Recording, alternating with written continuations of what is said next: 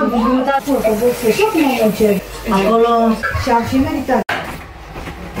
guys! Good morning! So, ayan yung mga in-laws ko. Sobrang busy sila. Gagawa sila ngayon ng pampalaman sa tinapay. So, ito guys.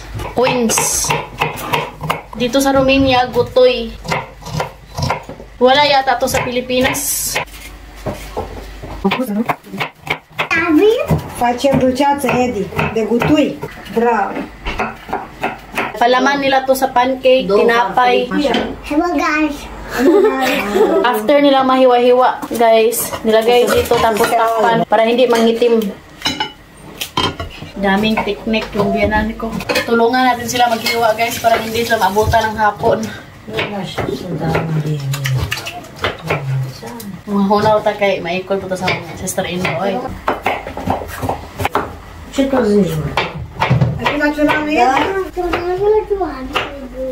Job! Veniți acasă și vă gândiți să sunt liberi, să facă lăsare.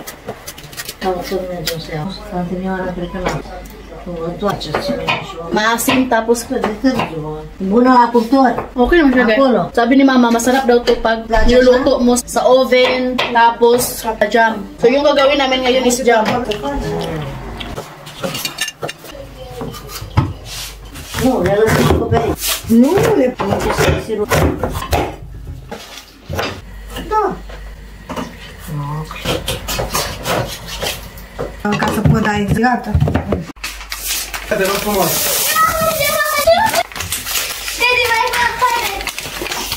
Dalawang kilong asukal. 2, 3 la kilogram. Sunt 2 kilograme. 2, 3. So, Și facem un sirop.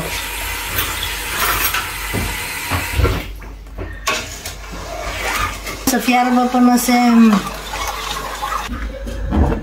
tapos ayan guys, nilagay na ni mama yung gutoy.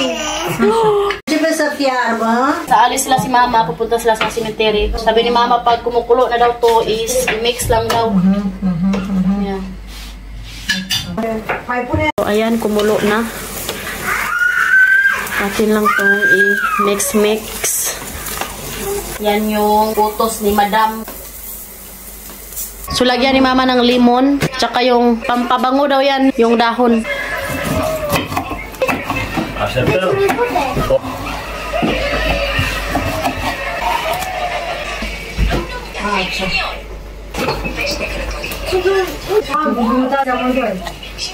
Nilagay na ni mama sa batos.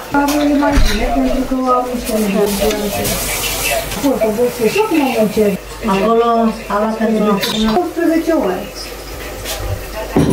Și bine era una singură și am și meritat, că n-am putut să vin în alte zile. Da. May katawag yung sister-in-law. Thank you for watching.